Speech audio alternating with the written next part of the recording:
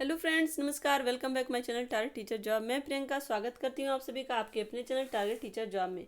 दोस्तों, आज हम बीएड द्वितीय वर्ष प्रथम प्रश्न पत्र शिक्षण के सिद्धांत एवं विधियाँ पढ़ेंगे और इसके अंतर्गत हम देखेंगे आपका लेक्चर नंबर 30।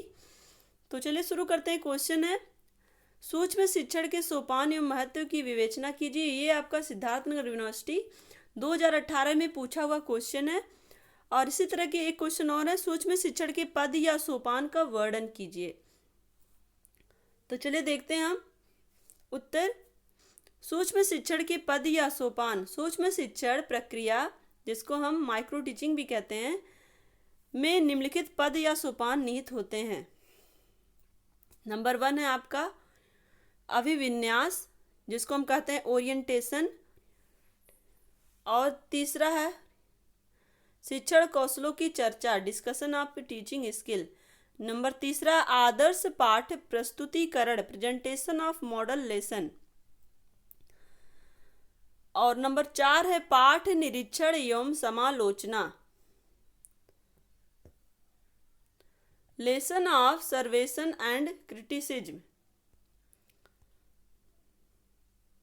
नंबर 5वां आपका सूक्ष्म पाठ योजना तैयार करना, presentation of micro teaching lesson plan.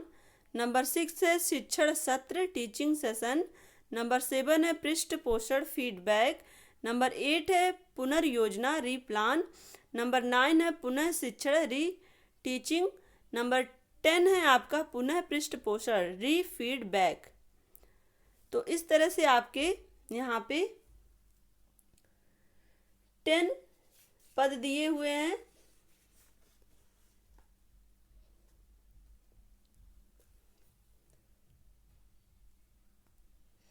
तो चलिए हम देखते हैं। दोस्तों, एक बार हम अगर अभी तक आपने हमारे चैनल को सब्सक्राइब नहीं किया है तो प्लीज़ सब्सक्राइब कर लीजिए और बेल आइकन बटन को प्रेस कर लीजिए, जिससे हमारे सभी वीडियो की नोटिफिकेशन आपको मिल सके। तो चलिए देखते हैं। नंबर 1 है अभिविन्यास, ओरिएंटेशन। सूक्ष्म शिक्षण का प्रथम पद या सोपान में छात्राध्यापकों को सूक्ष्म शिक्षण एवं प्रयोग विधि का सैद्धांतिक ज्ञान प्रदान करना। इसमें छात्राध्यापकों या प्रशिक्षणार्थियों के बीच सूक्ष्म शिक्षण के संप्रत्यय एवं अर्थ, उसके घटक, विशेषताओं, गुणों एवं दोषों पर सैद्धांतिक परिचर्चा की जाती है। दोस्तों, इसके अभिविन्यास में सूक्ष्म शिक्षण के बारे में जो भी मुख्य तत्व आते हैं, उससे जो भी लाभ होते हैं और उसको किस तरह से रिप्रेजेंट किया जाता है, कितने समय में कैसे क्या करना होता है, ये सारी जानकारी अभिविन्यास के अंतर्गत छात्राध्यापकों को दी जाती है। नंबर 2 देखते हैं शिक्षण कौशलों की चर्चा। इस सोपान में शिक्षण छात्राध्यापकों को शिक्षण कौशलों के बारे में विस्तृत चर्चा करता है तथा उसके पीछे छिपे मनोवैज्ञानिक आधारों तथा कौशलों के घटक के विषय में विवेचना करता है। दोस्तों, इसमें किस शिक्षण कौशल के विषय में किस तरह से बच्चों को किसी भी पाठ्य वस्तु को प्रस्तुतिकरण के लिए छात्राध्यापक को किस तरह से अपने शिक्षण कार्य को करना है, ये सारी बातें शिक्षण कौशल की चर्चा में बताई जाती हैं।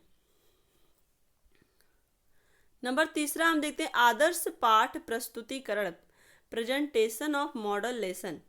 इस सोपान में प्रशिक्षणार्थियों के समक्ष शिक्षण कौशल का अभ्यास कराने के लिए एक आदर्श पाठ प्रस्तुत किया जाता है। शिक्षक और छात्राध्यापक मिलकर प्रस्तुत आदर्श पाठ का विश्लेषण करके इसकी कमियों और विशेषताओं पर विचार विमर्श करते हैं। यहाँ पे आपको किसी भी पाठ्य वस्तु का प्रस्तुतिकरण किस ढंग से किया जाए कि उसमें बच्चा इंटरेस्ट भी ले और उस पाठ को प्रभावशाली ढंग से बच्चा अधिगम भी करे, तो ये सारी चीज़ें आपको आदर्श पाठ प्रस्तुतिकरण के अंतर्गत आपके शिक्षक द्वारा छात्राध्यापकों को बताई जाती हैं।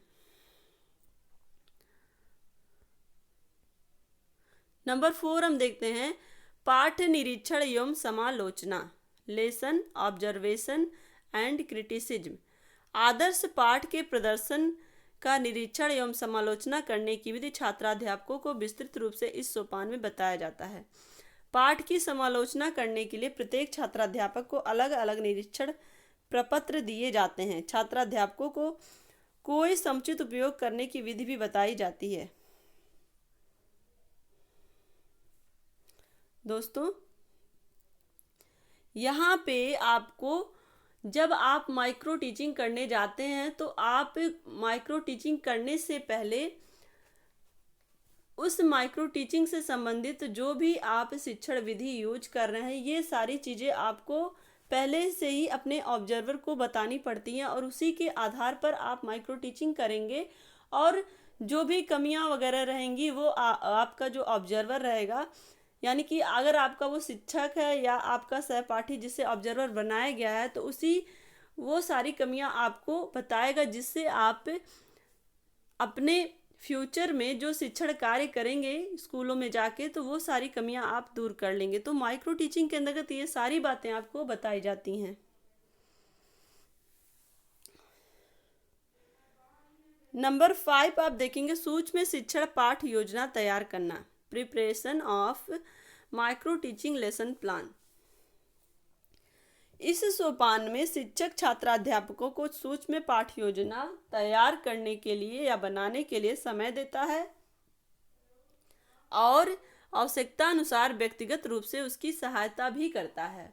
दोस्तों, इसमें आपको माइक्रो टीचिंग के अंतर्गत छोटा सा लेसन प्लान तैयार करना होता है, जिसमें आपको प्रस्तावना तक ही रखना होता है कि किसी भी पाठ्य वस्तु को आप किस तरह से क्लास में रिप्रेजेंट कर रहे हैं। ये सारी चीज़ें आपको आपके शिक्षक द्वारा बताई जाती हैं और जो भी कमियां होती हैं उसमें सुधार किया जाता है। शिक्षण सत्र नंबर 6 है आपका टीचिंग सेशन। इस सोपान के अंतर्गत छात्राध्यापक 5 से लेकर 10 छात्रों या छात्राध्यापकों की कक्षा में अपने तैयार सूक्ष्म पाठ को 6 मिनट पढ़ाता है।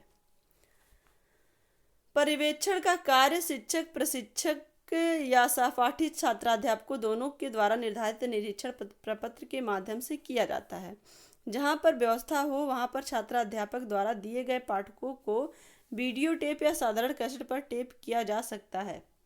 दोस्तों, यहाँ पे हम देखेंगे कि इस शिक्षण सत्र में जो टीचिंग सेशन होता है, इसमें जो माइक्रो टीचिंग होती है, सूक्ष्म शिक्षण, इसमें आपको 5 से लेकर 10 छात्रों के साथ आपके सामने आपके छात्राध्यापक जो सहपाठी हैं आपके, वो बैठे रहेंगे और आपको 5 से जो 10 छात्र सामने बैठे हैं उनके सामने आपको 6 मिनट तक पढ़ाना होता है। आपको एक छोटे से आपके द्वारा तैयार किए गए लेसन प्लान में, जिसमें आपके प्रस्तावना कौशल तक आपको रखना रहता है शिक्षण कार्य, और उसमें आपको उस शिक्षण कार्य के माध्यम से आप जो भी शिक्षण कार्य करेंगे, तो वहाँ पे आपके जो सहपाठीगण हैं या आपके जो शिक्षक हैं जिनके सामने आपका प्रशिक्षण कार्य चल रहा है, वो आपको ऑब्जर्व करते हैं और उस ऑब्जर्वेशन के बाद, जो ऑब्जर्वेशन आपका हुआ उसके बाद जो भी कमियां सामने निकल कर आएंगी, वो आपको छात्रों के जो आपके सहपाठीगण हैं या तो वो बताएंगे, या जो आपका ऑब्जर्व किए हैं, या तो फिर आपके जो शिक्षक गण हैं वो सारी चीज़ें आपको बताएंगे जिनके सामने आपने अपने शिक्षण को रिप्रेजेंट किया था।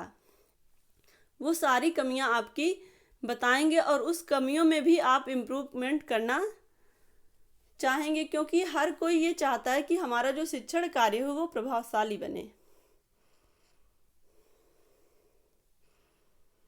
नंबर 7 यहाँ पे हम देखते हैं पृष्ठपोषण, फीडबैक। सूक्ष्म शिक्षण के शिक्षण तथा पुनः शिक्षण काल के बाद शिक्षक प्रशिक्षकों द्वारा प्रतिपुष्टि प्रदान की जाती है। प्रतिपुष्टि के लिए सामान्य रूप से 6 मिनट का समय दिया जाता है। यह प्रतिपुष्टि प्रदर्शन पाठ निश्चित या निर्धारित शिक्षण कौशल के संदर्भ में हो सकती है।